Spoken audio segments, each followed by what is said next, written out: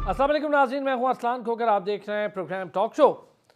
बात है इंतखाबात की, तो मुल्क की तारीख में अब तक कितनी बार इंतखाबात मुकर्रर वक्त पर हुए, ये आपको आज बताएंगे। और फिर इसी पर करेंगे आज का प्रोग्राम भी, और इस पर होगी डिस्कशन भी। 8 फरवरी को होने वाले आम इंतखाबात मुल्क की तारीख के 12वें आम इंतखाबात हैं। अगर हम मुल्क की 76 साल तारीख पर नज़र दौड़ाएं तो अब तक सिर्फ 2 बार ही मुंतखब करदा हुकूमतों ने अपनी मुद्दत का दौरानिया पूरा किया है और वक्त पर इंतखाबात करवाएं। ताहम उन हुकूमतों के दौरान भी मुल्क के मुंतखब वज़ीर आज़म अपनी आइनी मुद्दत पूरी नहीं कर पाए, बल्कि उससे महरूम रहे। एक नज़र माजी की हुकूमतों पर डाल लेते हैं। किसने कब कब और कितनी मुद्दत के बाद इंतखाबात करवाए। साल 1970 में होने वाले आम इंतखाबात मुल्क की तारीख में होने वाले पहले बाज़ाब्ता आम इंतखाबात थे। पहले इंतखाबात की अगर बात करूँ तो 7 दिसंबर 1970 को मुनक़िद हुए आम इंतखाबात क़याम पाकिस्तान के 30 साल बाद ये इंतखाबात मुनक़िद होने जा रहे थे। 1970 में बनने वाली हुकूमत ने 7 साल हुकूमत की और मुकर्ररा मुद्दत के बाद इंतखाबात का इनेकाद करवा दिया। मार्च 1977 मुल्क के दूसरे इंतखाबात हुए।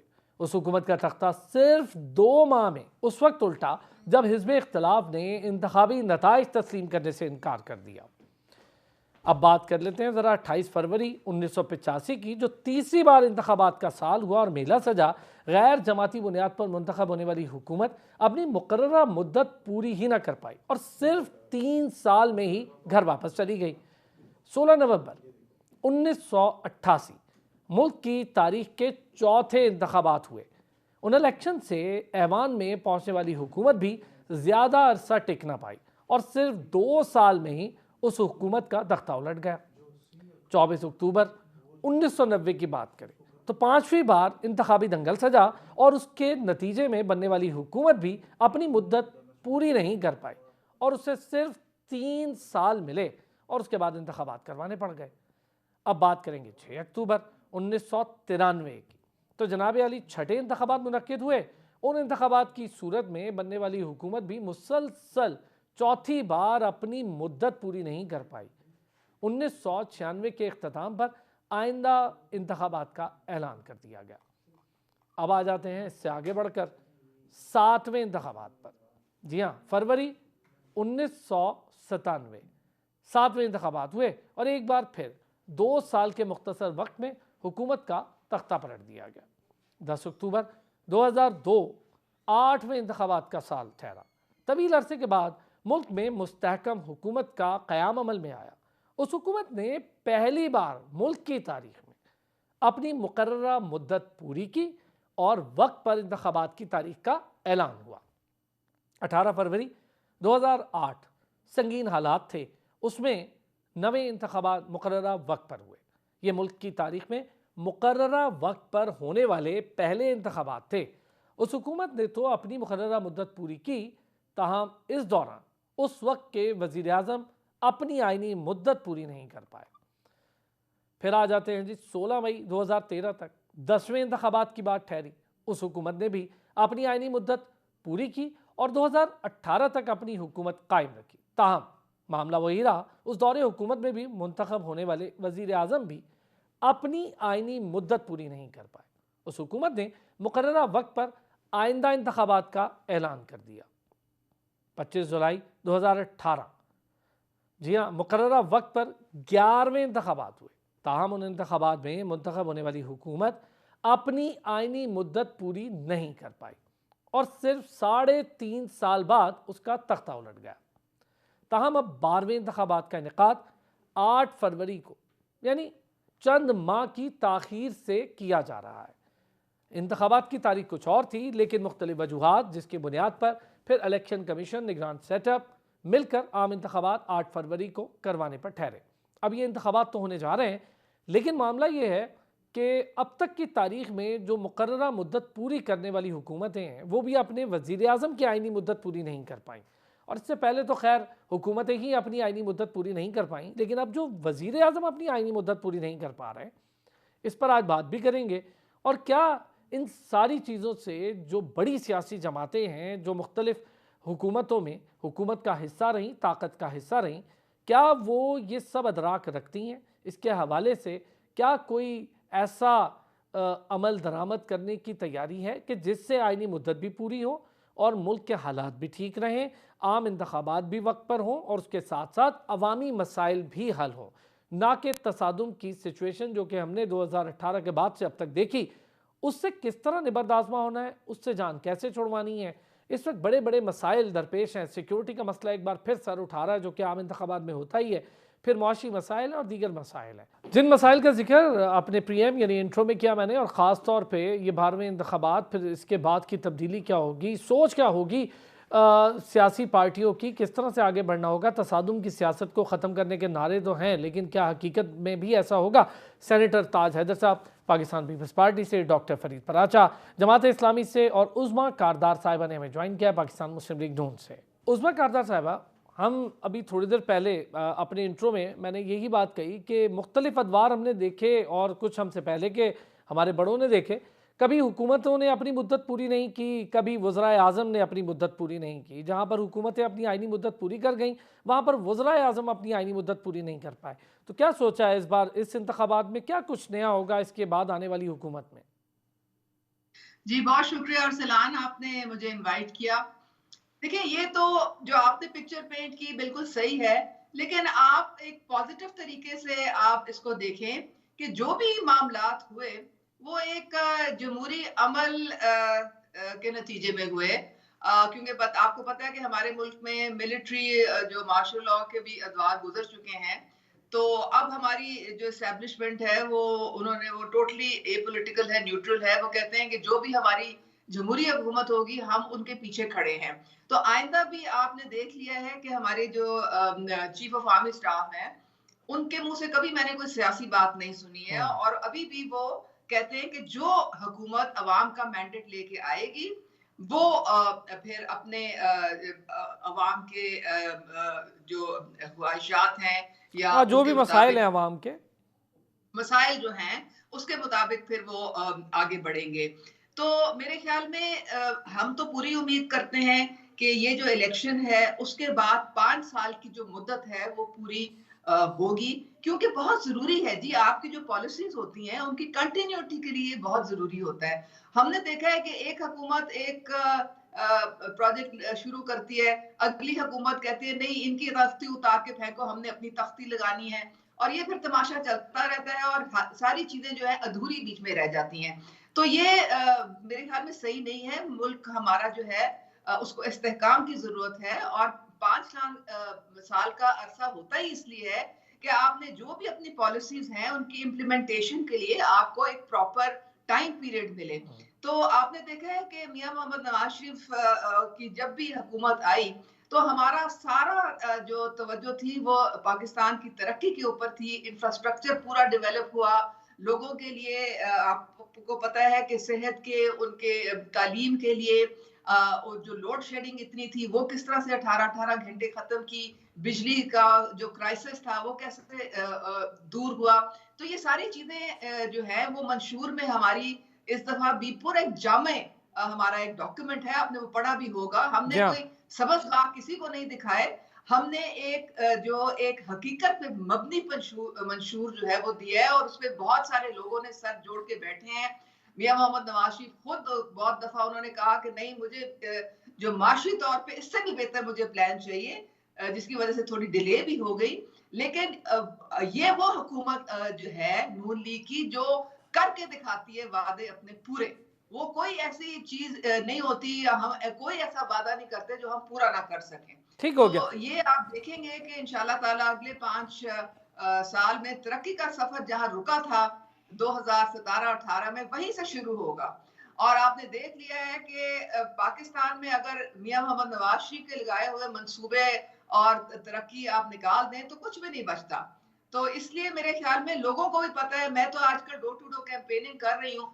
लोगों के दिल में मोहब्बत है। वो कहते हैं जी, मियां नवाज शरीफ हमारे लिए मोहब्बत, और दिल में उनके जो है उनको फिक्र रहती है, और वो हमारा गम रखते हैं कि किस तरह से मैंने अपने लोगों को खुशहाल करना है, उनकी जिंदगी में आसानी लानी है।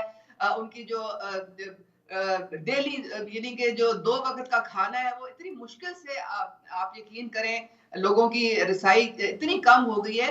तो ये सारी बातें और महंगाई का जो जिन बोतल से निकला हुआ है, किस तरह उसको वापस डालना है, ये सारे चलें, चीजें मैं जो अच्छा है आज आपसे रिपोर्ट में है। मंशूर पर बात करूंगा, नैब के हवाले से। फिर जो अदालती सिस्टम है उसके रिफॉर्म्स पर आपके मंशूर में बड़ी गहरी बातें हैं। फिर नैब का इदारे को ख़त्म करने की बात है। पहले ही शायद खाकान अब्बासी साहब ये कह चुके थे कि नैब का इदारा ख़त्म होना चाहिए। तो चले, मेरा ख्याल है वो तो खुश हो जाएंगे इस बात से कि नैब के इदारे के हवाले से मंशूर में कुछ है। फरीद बराचा साहब, सर, जमात इस्लामी, उनका मंशूर वो अपनी जगह, उस पर तो हम बात करेंगे, लेकिन ये जो वज़रा आज़म अपनी आइनी मुद्दत नहीं पूरी कर पाए, हुकूमतों ने पूरी कर ली, लेकिन उन हुकूमतों में भी वज़रा आज़म पूरी नहीं कर पाए, तो आप समझते हैं कि पॉलिसी का तसलसल नहीं रहता? चाहे एक ही पार्टी के 2 या 3 वज़ीर आज़म हो, लेकिन एक वज़ीर आज़म शायद अपनी ही बनाई पॉलिसीज़ के अमल दरामद को बेहतर तरीके से समझता है। जी, बिस्मिल्लाहिर्रहमानिर्रहीम। अगर हम माजी के सारे वाक़यात का तज्ज़िया करें तो बहुत सारी चीज़ें ऐसी हैं कि जो हमारे मादी के हुक्मरानों ने, चाहे वो किसी भी पार्टी से ताल्लुक़ रखते हैं, उन्होंने खुद अपने लिए मुश्किलात पैदा की और खुद ऐसा रास्ता चुना कि जिस रास्ते के ऊपर जाके आईनी लिहाज से भी और मावराए आइन भी मुख्तलिफ किस्म के कांटे जो हैं वो उनके रास्ते में बिछने शुरू हो गए। तो जिम्मेदारी उनके अपने ऊपर आती है, मुद्दत पूरी करनी चाहिए। ये यानी मसलन अब ये जो मादी की हुकूमत थी इमरान खान साहब की, अगर वो मुद्दत पूरी कर लेते तो जो कुछ वो कर रहे थे वो भी सामने आ जाता। लेकिन ये कि मुद्दत पूरी न करने की वजह से वो आज फिर एक दूसरे पैराए के अंदर मौजूद हैं। इसी तरह से अगर वो अपोजिशन में बैठ जाते तो मुल्क के हालात बिल्कुल मुख्तलिफ हो जाते। तो अपोजिशन में भी बैठना जो है वो सियासी जमातें नहीं समझती कि हमें अपोजिशन भी करनी है, अपोजिशन भी बहरहाल जमहूरियत का एक रास्ता है। तो इसलिए ये यानी अपनी जिम्मेदारियां आप अदा करने और पार्टी होने का तस्वुर जो है वो इंतहाई जरूरी है। अच्छा फरीद पराचा साहब, ये जो हम मंशूर की बात करते हैं, आप समझते हैं जो मंशूर हैं वो रियलिटी बेस भी हैं? फिर नैब के ख़ात्मे की भी बात हुई, फिर एक पार्टी तो कुछ ख़वातीन की भला, और मैं पीपल्स पार्टी की बात कर रहा हूँ, किसान कार्ड की बात, नौजवानों के लिए मुख्तलिफ मामला, 300 यूनिट तक बिजली फ्री, ये सारे रियलिटी है हमारी ग्राउंड रियलिटीज़ पर, यही ज़रूरत है हमें? कि मैंने कहा जो पार्टियां तो अपने 3-3 बारी ले चुकी हैं, उनसे तो जो उनके मंशूर की बात होगी मादी के अमल दरामद के पैराए के अंदर और आईने में देखी जाएगी कि आज अगर आप कर रहे हैं कि गुर्बतें खत्म करेंगे तो 3 मरतबा आपने गुर्बतें क्यों नहीं खत्म की। आज अगर आप कहते हैं कि जी हम एक्सपोर्ट बढ़ाएंगे तो आपने एक्सपोर्ट क्यों नहीं बढ़ाई।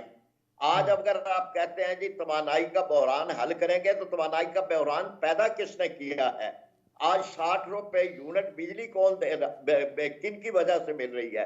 इसलिए ये बात के जी महज आइन के अंदर खुशनुमा जुमले लिखने से तो आइन का हक अपना मंशूर में खुशनुमा जुमले लिखने से मंशूर का हक अदा नहीं होता। वो तो ये है कि आपने किया क्या है, आप क्या कर सकते हैं। मैं थोड़ा सा यह आपसे अर्ज करता हूं कि हमारे मुल्क के मसाइल क्या हैं। जहां इतने बड़े पैमाने पे करप्शन हो, जहां कर्जों की भरमार हो और जहां पर बदतरीन किस्म के शाहाना अखराजात हो, वो मुल्क उठ ही नहीं सकता। यानी कोई किसी तरह से भी जब इतनी जंजीरें बंधी हुई हैं तो आप परवाज कैसे कर सकते हैं। जमात इस्लामी ने अपने मंशूर में इन्हीं चीजों के साथ किया है कि हम कर्जे नहीं लेंगे, हम खुद अंसारी का रास्ता इख्तियार करेंगे, हम बरामदात बढ़ाएंगे। बरामदात बढ़ाने के लिए सनत का बढ़ाना जरूरी है, ज़राअत का बढ़ाना जरूरी है, उसके लिए बिजली का सस्ता होना जरूरी है। हमने इन सारी चीजों पे फोकस किया है और हम समझते हैं कि अगर हमें मौका मिले तो हम ठीक तरीके से इस मुल्क को आगे भी लेके चल सकते हैं। और चूंकि करप्शन के बारे में जमात इस्लामी के बदतरीन मुखालिफ भी जमात इस्लामी पर इल्जाम नहीं लगाते, इसलिए हम अल्हम्दुलिल्लाह यानी दयानतदारी से काम करेंगे तो इस मुल्क की तरक्की का रास्ता इंशाअल्लाह ताला निकल आएगा। अच्छा उस्मा साहबा, एक तो अदालती रिफॉर्म्स पर बड़ा मेरा ख्याल है बड़ी देर लगाई पाकिस्तान मुस्लिम लीग नून ने अपने मंशूर में, लेकिन काफ़ी अहम चीज़ें हैं जिसकी जानिब बात की गई। ख़ास तौर पे अदालती रिफॉर्म्स की बात करूं और फैसले जल्दी हो जाना, लोगों को इंसाफ का मुहैया होना जल्दी, लेकिन ताख़ीर होती है। पाकिस्तान में कई हज़ार केसेस पेंडिंग पड़े हुए हैं हर तरह की कोर्ट्स में, ऊपर से निचले लेवल तक की कोर्ट्स की अगर हम बात करें, इस पर बड़ा बातचीत कर रही है पाकिस्तान मुस्लिम लीग नून। फिर नैब वाला मामला, तो ये क्या रीज़न है कि अदालती इस्लाहात पर बहुत ज़्यादा गहरी नज़र रखी गई है मंशूर में? एक आईटी है या मुल्क है, अदल के निजाम के बगैर नहीं चल सकता। और आपने देखा है कि यहाँ पे हमारे मुल्क में एक मुकदमा जो है वो साला साल चलता रहता है। वो कई कई दफा तो लोग दुनिया से भी चले जाते हैं, लेकिन वो मुकदमा जो है वो खत्म नहीं होता। तो जब इंसाफ हो तो उसको नजर भी आना चाहिए होते हुए। ये इसलिए इस्लाहात बहुत जरूरी हैं। और मेरे ख्याल में जो हमें अंग्रेजों के जमाने का हमारा सिस्टम चला आ रहा है, उसमें रद्द-बदल करने की बड़ी शदीद जरूरत है, अपने हालात के मुताबिक, अपनी जो हमारी जरूरियात के मुताबिक। एक आम इंसान जो है उसको इंसाफ जो है वो उसकी टाइमलाइन होनी चाहिए कि भाई आपको 3 महीने में या 6 महीने में आपका फैसला हो जाएगा। मैं जिस तरह आपको एक मिसाल देती हूँ कि ख्वातीन को हमारे माशरे में जायदाद से महरूम कर दिया जाता है कि चलो तुम बेटे के हक में तुम अपनी वक्फ कर दो। तो वो बेचारी औरतें जो है धक्के खाती फिरती थी कोर्ट्स में।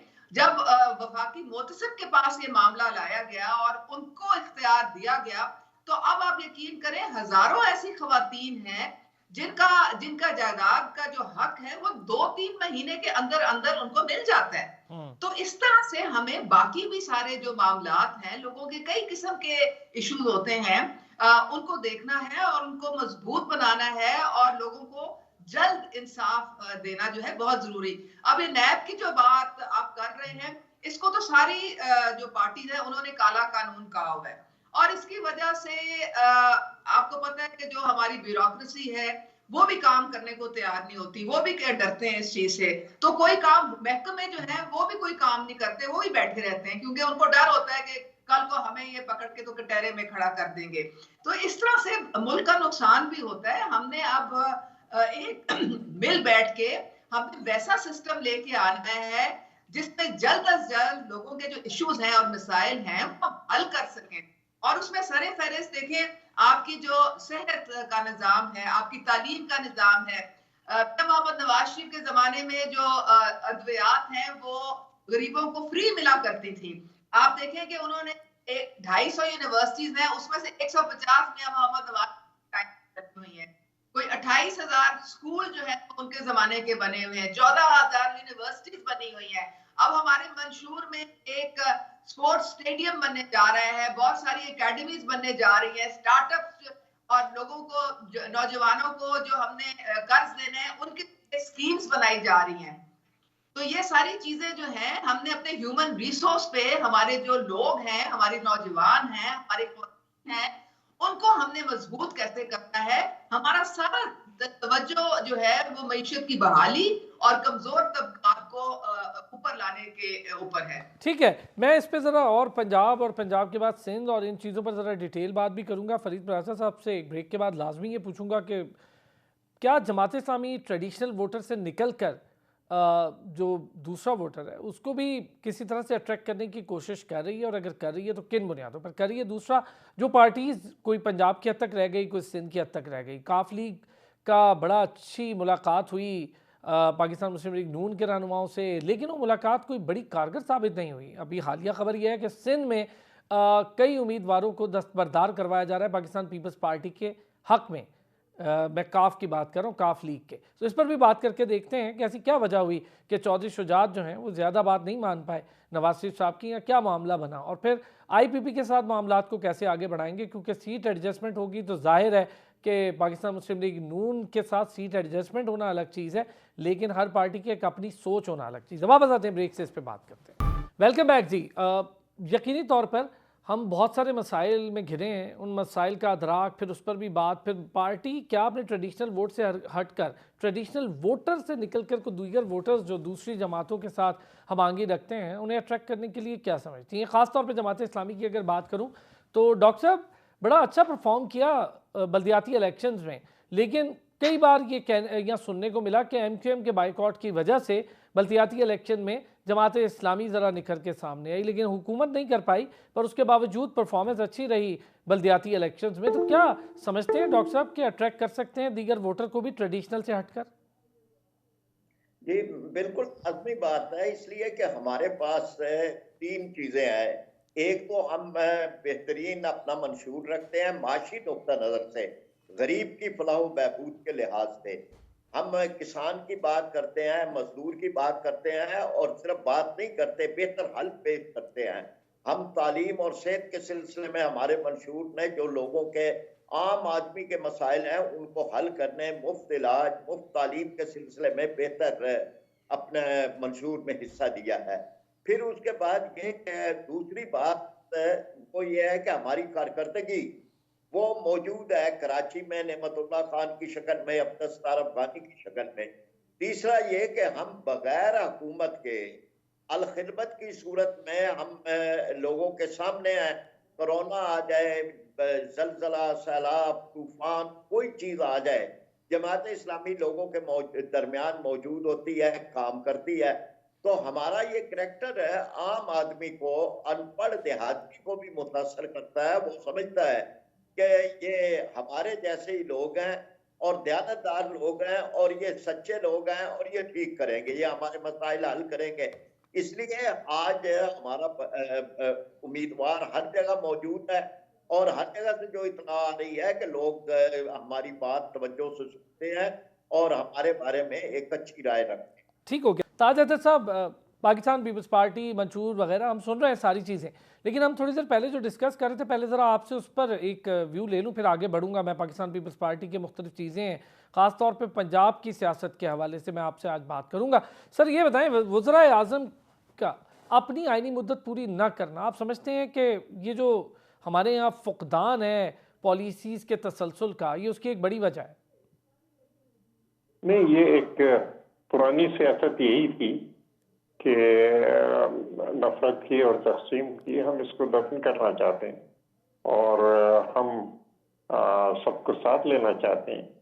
और अभी मैं सुन रहा था जमात इस्लामी के मोहतरम जो गुफ्तगू कर रहे थे, मैं उन्हें यकीन दिलाना चाहता हूँ कि वो और हमने बल्दियाती इंतखाबात के दौरान भी और बाद में भी बार बार दावत दी कि हम मिलके जो है वो मसाइल को हल करें और आप साथ रहें हमारे। लेकिन बहरहाल कुछ हो सकता है, कुछ मजबूरी हो, लेकिन हमारी ये जो पेशकश है ये अपनी जगह है कि हम सबको साथ लेंगे। जमात इस्लामी ने बहुत काम किया है अलखिदमत में, और ख़ास तौर से जब मैं ये सैलाब को देख रहा था जिसने कि सिंध को तबाह कर दिया था, तो जगह जगह मुझे अलखिदमत के कैंप नजर आते थे। दूसरे लोग जो बड़ी बड़ी बातें करते हैं उनका एक भी कैंप मुझे नजर नहीं आया, लेकिन अलखिदमत के कैंप नजर आए। तो जो भी गरीबों के लिए काम करना चाहता है, हमारा मंशूर वो देखे, 10 नुकात देखे और उन नुकात को हकीकत बनाने के लिए हमारे साथ आए। हम मुत्तहिद करना चाहते हैं, हम सबका एहतराम करना चाहते हैं। बिल्कुल ठीक, लेकिन सेनेटर साहब बात वो है कि क्या इसका अदराक हो चुका है पार्टीज को कि एक वजीर आजम के साथ उसकी आइनी मुद्दत अपनी भी पूरी हो, हुकूमत भी अपनी आइनी मुद्दत पूरी करे, इंतखाबात अपने वक्त पर हों? 2 बार हुआ है हमारे अब तक की पूरी तारीख, इतनी बड़ी 76 साल तारीख में। देखिए, गलती इसमें हमारी भी है और बिलावल साहब ने इसकी बार बार निशानदेही की है कि अगर हम खुद एस्टेब्लिशमेंट की मदद ना मांगे, हम में से कुछ लोग वक्ती फायदे के लिए, और इस बात को तय कर लिया जाए जैसे चार्टर ऑफ डेमोक्रेसी में तय किया था कि हम एस्टेब्लिशमेंट के पास नहीं जाएंगे और जितने भी मसाइल हैं वो हम आपस में बैठ के गुफ्तगू शनीद करके और मसाइल का हल निकालेंगे, तो फिर इस मुल्क में सियासत जो है वो मुस्तहकम हो सकती है। आपने देखा होगा कि उसी जमाने में जब हमने 18वीं तरमीम की और आपस में मिलके बैठे, तो बिल्कुल 100% ताकत के साथ हम 18वीं तरमीम कर पाए, या फिर NFC हमने किया। तो बात यह है कि हमारी आपस में गुफ्तगू शनीद हो, डिस्कशन हो और नेक मकासद के साथ हो, तो फिर हम बहुत मजबूत हैं और जमहूरियत मजबूत है और वजीर आजम भी अपनी मुद्दत पूरी करेंगे। अच्छा, मैं अगर सर एक चीज़ आपसे इसमें एडअप करवा लूँ, माजरत आपकी बात काट रहा हूँ, कि ये जो 16 माह की हुकूमत की और 3.5 साल की हुकूमत को हटा कर की, आप समझते हैं ठीक हुआ? उस वक्त का फैसला ठीक था कि 16 माह की हुकूमत कर लेनी चाहिए मिलकर PDM के साथ? नहीं, वो फिर जिस रफ्तार से हालात खराब हो रहे थे, तो वो काफी दुश्वारी में हमारे गरीब जो थे वो मुब्तला हो जाते। हमने PDM की हुकूमत में हर चंद की इक्तिसादी जो वजारतें थी वो मुस्लिम लीग के पास थी, फिर भी हम बहुत प्रेशर डालते रहे और कहते रहे कि जी IMF अपनी जगह, डिफॉल्ट का खतरा अपनी जगह, लेकिन IMF हमें गरीबों के लिए काम करने से नहीं रोकता। तो साथ ही साथ हल लाया जाए ये जो बेरोजगारी है मुल्क की, या ये जो गुर्बत फैल रही है, इनके लिए भी हल लाया जाए और इस सिलसिले में भी कोशिशें की जाए।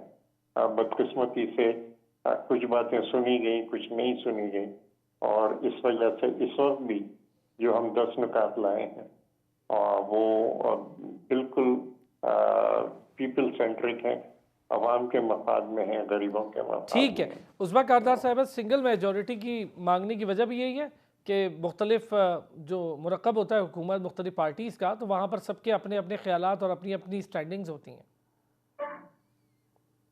जी बिल्कुल, आपका ये पॉइंट सही है। आप अगर सिंपल मेजॉरिटी लेके तो और इल्हाक करके हुकूमत बनाते हैं, तो फिर आपके सामने बहुत सारे लोग बैठे होते हैं जिनको आपको खुश रखना पड़ता है, और उसमें फिर बहुत सारा कॉम्प्रोमाइज भी करना पड़ता है। आप बहुत मेजर डिसीजंस जो हैं या अपने जो एक पॉलिसी और विजन है उसके मुताबिक चलना काफी मुश्किल हो जाता है। लेकिन बात सारी ये है अरसलान, कि पिछली हुकूमत जो थी बानी साहब की, वो क्यों फेल हुई थी? वो इसीलिए फेल हुई थी क्योंकि वो किसी से बात करने को तैयार नहीं थे। वो किसी के और के मैंडेट को वो इज्जत नहीं देते थे।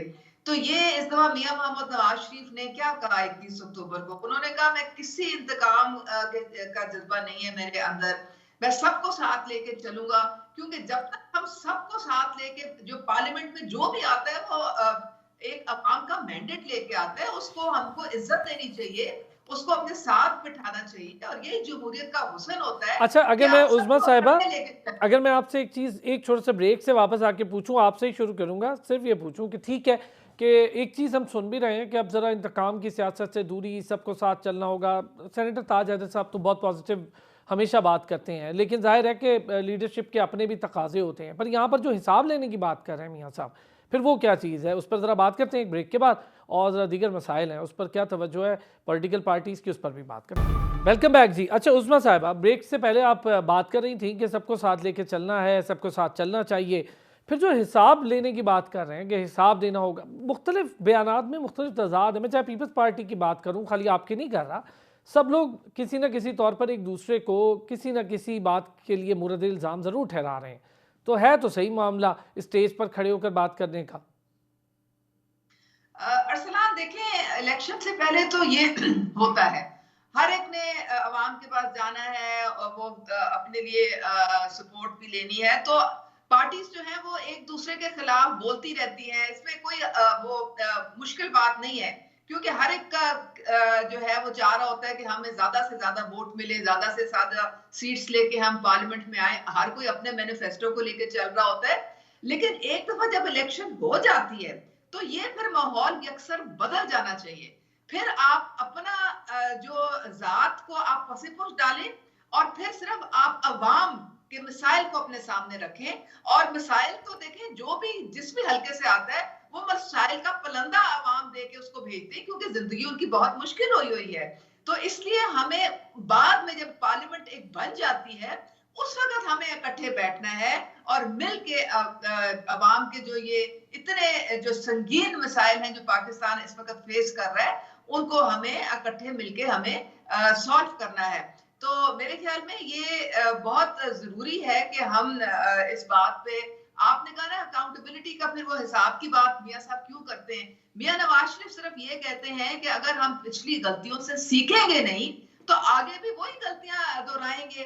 तो जो जिन लोगों ने मुल्क को नुकसान पहुंचाया, अव्वल तो वो आप कहते हैं कि जी वो खुद ही कैफरे किरदार तक पहुंच रहे हैं। आपके सामने है कि जिन जिन लोगों ने ये कहा कि नवाज शरीफ जो है उनकी सियासत अब दफन हो चुकी है, अब वो खत्म हो चुके हैं, वो लोग खुद आहिस्ता आहिस्ता एक एक करके अल्लाह ताला के कटहरे में खुद ही खड़े हो गए हैं। बल्कि आपका जो फ्यूचर एक बन सकता था चीफ जस्टिस, जिसने एक निहायत अफसोस से कहना पड़ता है कि उन्होंने एक रोल जो प्ले किया वो इतना पॉजिटिव नहीं था, वो भी खुद घर चले गए। मियां मोहम्मद नवाज शरीफ ने तो कुछ भी नहीं कहा। तो ये तो अल्लाह ताला जो है ये उनके काम है। अगर आप जुल्म किसी से करते हैं, अगर आप किसी से नाइंसाफी करते हैं, तो आपको इस दुनिया में उसका जो खमियाजा भुगतना पड़ ठीक जाता हो है। गया। तो अच्छा ये डॉक्टर, बात कह रहे हैं। ठीक है डॉक्टर फरीद साहब, एक बात बताएं, क्यों नहीं सियासी जमातें बल्दियाती इलेक्शन पर इतना जोर देती हैं, उसके स्ट्रक्चर को मजबूत कर रही हैं? पिछले काफ़ी अरसे, मैं 2013 से भी पहले की बात कर लूँ, हालांकि अगर इख्तियारात की मुंतकली की बात करनी है, जो कि 18वीं तरमीम भी कहती है, सूबाई कर दिया, तो क्यों नहीं बल्दियाती इंतखाबात पर जोर और बल्दियाती इंतखाबात तक रसाई या इख्तियारात की मुंतकली, ये क्यों नहीं इतना अहम सियासी जमातों के लिए? देखिए ना, ये बड़ी बदकिस्मती है कि हमारे यहाँ बल्दियाती इंतखाबात हमेशा फौजी अदवार में हुए हैं और सियासी लोग बल्दियाती इंतखाबात से डरते हैं। वो अपनी सियासत को नीचे उतारने से और गली मोहल्ले तक ले जाने से उनका ख्याल है कि शायद लोग जो हैं अपनी कारकर्दगी की बुनियाद पर इनके लोगों को शिकस्त दे देंगे और उसकी वजह से ये बल्दियाती इंतखाबात नहीं होते। आप जितने भी देख लें माजी में, वो इंतखाबात ज्यादा उन अदवार में हुए हैं जो फौजी थे और उनकी भी जरूरत वो भी बल्दियाती इसलिए नहीं करवाते थे कि उन्हें कोई अवाम का बड़ा ख्याल है, उन्हें अपनी सियासी जमात इन्हीं बल्दियाती इंतखाबात में से निकालनी थी। और वो इसी तरह से हुआ कि बल्दियाती इंतखाबात हुए, उनमें से जो लोग जीते उन पर मुश्तमिल उन्होंने अपनी पार्टियां बनाई। तो अब भी अगर मुल्क के मसाइल को हल करना है तो बल्दियाती इदारों को मजबूत करना होगा। आप देखें ना, कितनी बदकिस्मती की बात है कि लोग MNA का इलेक्शन लड़ते हैं और बल्दियाती एजेंडा देते हैं, या उनसे जो सवाल होता है वो ये है कि आप हमारी सड़क बनाएंगे, आप हमारा नाले बनाएंगे, आप फना करेंगे। यानी जो बल्दियाती सवालात हैं उनसे ये नहीं पूछा जाता कि आप मुल्क का कानून क्या बनाएंगे। गजा में आज जो कुछ हो रहा है, आपके पास उस मसाइल का क्या हल है? आप कश्मीर का मसला कैसे हल करेंगे? आप हमारे मुल्क की मईशत को कैसे मजबूत करेंगे? आप IMF से कैसे निजात दिलाएंगे? ये कोई नहीं पूछता, बल्कि वही बल्दियाती सवालात और बल्दियाती चीजें होती हैं। इसलिए बल्दियाती इदारों का मुस्तहकम होना इंतहाई जरूरी है और ये सारी जमातों को मिलकर तय करना चाहिए कि जब भी कोई भी बरसरी इख्तिदार आए, बल्दियाती इदारे वो जरूर कायम भी करेंगे, मजबूत भी करेंगे और उनको सियासत से बालातर भी करेंगे। ताज हैदर साहब, बल्दियाती इंतखाबात की बात जहाँ हो रही है, वहाँ पर जब भी सियासी हुकूमतों के पास ये इख्तियार आया तो हमने देखा कि बल्दियाती इंतखाबात या वहाँ तक इख्तियारात की मुंतकली नहीं हुई। बिल्कुल सही बात कह रहे हैं डॉक्टर साहब के, लोगों का भी ये अब आम ख्याल है, भूल गए बेचारे कि जो गली बनाने की बात, सड़क बनाने की बात, गटर बनाने की बात है, ये तो बल्दियाती इंतखाबात के बाद उन लोगों का काम है। MNAs MPs का काम तो दीगर पॉलिसीज़ पर काम करना है। देखिए, पंजाब में ये मसला है, लेकिन पंजाब पूरा पाकिस्तान नहीं है। पंजाब में वो बल्दियाती इंतखाबात कराते ही नहीं, एक दफा हो गए थे और उनको भी खत्म कर दिया और उसके बाद नहीं कराए गए। और वहाँ पे अब विलेज काउंसिल्स बना के और उनके जरिए सरकारी फंड जो है वो खर्च किए जा रहे हैं, जॉब्स दिए जा रहे हैं और ठेके दिए जा रहे हैं। बाकी 3 सूबों के अंदर जो है वो बल्दियाती इंतखाबात हुए हैं और बल्दियाती हुकूमतें जो है वो काम कर रही हैं।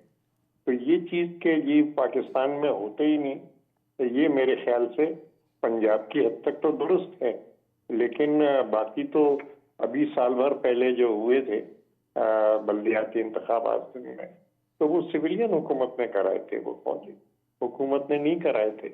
और सिंध में जो बल्दियाती इदारे थे उन्होंने अपनी मुद्दत पूरी की और पूरी मुद्दत करने के बाद जो थे वो इंतखाबात हुए और अब नए बल्दियाती इदारे आ गए। तो मेरे ख्याल से ये तासुर फैलाना गलत है कि सिविलियन हुकूमतें बल्दियाती इंतखाबात नहीं करा रही हूँ। मैं सिर्फ सिंध की बात नहीं कर रहा, पख्तूनख्वा के और बलूचिस्तान के अंदर भी बल्दियाती इंतखाबात हुए, सिविलियन हुकूमतों ने किए कराए, वहाँ मुंतखब बल्दियाती इदारे मौजूद हैं इस वक्त। गली मोहल्ले के और जो ग्रास रूट लेवल पे लोगों के जो मसाइल हैं वो सिर्फ आपके बल्दियाती नुमाइंदे ही हल कर सकते हैं, क्योंकि लोग जो हैं वो उनका गिरबान पकड़ते हैं, क्योंकि वो उनको जानते भी हैं और उनको पहचानते भी हैं। वो एमपी एमएनए तो किसी से उनकी मुलाकात साल तक नहीं होती है। तो मेरे ख्याल में ये बड़ा अनफॉर्चुनेट है। पंजाब में वैसे ताज हैदर साहब को मैं बताती चलूं कि विलेज काउंसिल भी अभी कोई नहीं है, कुछ भी नहीं है अभी तो, जो कि बड़ा अनफॉर्चुनेट है। लेकिन हमारी हुकूमत जब आएगी इंशाल्लाह तो हमारा सबसे पहला जो प्रायोरिटी ये भी होगी कि हम लोकल जो गवर्नमेंट है उसके इलेक्शंस करवाएं, क्योंकि यही ग्रास रूट लेवल पे हमारे जो है लोगों के गली मोहल्लों के मसाइल जो है इसी तरह से हो सकते हैं। वरना आप पता है डिवोर्स हो गई, निकाह हो गया, रजिस्ट्रेशन होगी, ये सारी चीजें जो ये बल्दियाती हुकूमत के काम है, और जब ये नहीं होती है तो फिर बहुत बड़ा एक वैक्यूम क्रिएट हो जाता है। ठीक बात है। अच्छा, इस वक्त ज़रा रीजनल कॉन्फ्लिक्ट भी सर उठा रहे हैं डॉक्टर फरीद साहब। रीजनल कॉन्फ्लिक्ट एक खुद में बड़ा मसला बना हुआ है, आने वाली हुकूमत को इसका भी बड़ा चैलेंज होगा। तो अदराक है तमाम सियासी पार्टीज़ को इसका कि इंडिया के साथ कैसे आगे बढ़ना है, ईरान, अफ़गानिस्तान और फिर रशिया के साथ आने वाले दिनों में ताल्लुकात को कैसे आगे बढ़ाना है, इस रीजन में अपने लिए क्या करना है। हमारी अपनी लॉबिंग बड़ी हमेशा से कमज़ोर हम देख रहे हैं। तो मैं जरा पिछली मुकम्मल कर लूं कि बल्दियाती इदारे जिन हुकूमतों ने कराए भी हैं, उन्होंने अदालतों के जोर पर और बार बार अदालतों ने तारीख दी, उस पे वो बल्दियाती करवाए हैं, वो भी नहीं करवा रहे थे। और फिर उसके बाद हशर क्या हुआ कि 3 लाख वोट एक तरफ थे और 9 लाख वोट एक तरफ थे, और मेयर 3 लाख वोटों वाला बना। इसलिए मैं इस बहस में अब नहीं जा रहा, मैं आपके सवाल पे आ रहा हूँ। देखिए बात यह है कि जी खारजा पॉलिसी हमारी जितनी है वो नाकाम है, इसलिए कि एक तो हम खुद नसारी के रास्ते पे नहीं है, IMF की बदतरीन शराइत मानते हैं, और उसके बाद हमारे यहाँ कोई इस पे कमेटी वर्क नहीं होता, ना कौमी असेंबली का, ना सेनेट का, और ना पॉलिटिकल पार्टियों के अपने अंदर ये होता है कि हमने आके पॉलिसी किस तरह से बनानी है। जमात इस्लामी ने अपने मंशूर में पूरा इसको हमने सेटल किया है कि हमारी खारजा पॉलिसी की बुनियादें क्या होंगी, और हम हर एक के साथ ताल्लुकात किस बुनियाद पे, चाइना के साथ, अमेरिका के साथ, इसी तरह ईरान या हमारा पड़ोसी भारत है उनके साथ, ताकि ये है ना कि जी हम महज यानी पॉलिसियां बनी बनाई हमारे ऊपर इम्पोज ना हो, बल्कि अपना होमवर्क करके सियासी जमातें और पार्लिमानी इदारे वो खुद अपनी पॉलिसियां बनाएं और उनको लेके चले जो पाकिस्तान के मफाद में हो, और पाकिस्तान के नहीं बल्कि पूरी इंसानियत के मफाद के अंदर हो। ताज हैदर साहब, रीजनल कॉन्फ्लिक्ट बहुत ज़्यादा बढ़ रहे हैं। रीजनल कॉन्फ्लिक्ट के लिए पाकिस्तान का रोल बड़ा अहम है और पाकिस्तान को अपना रोल प्ले करने के लिए अपनी अहमियत भी जितानी पड़ेगी। जी हाँ, लेकिन ये कि इसका डायरेक्शन किस तरफ होगा? डायरेक्शन अमन की तरफ होगा कि हम जंग नहीं, हम अमन चाहते हैं। हम खित्ते में भी अमन चाहते हैं, हम मुल्क के अंदर भी अमन चाहते हैं।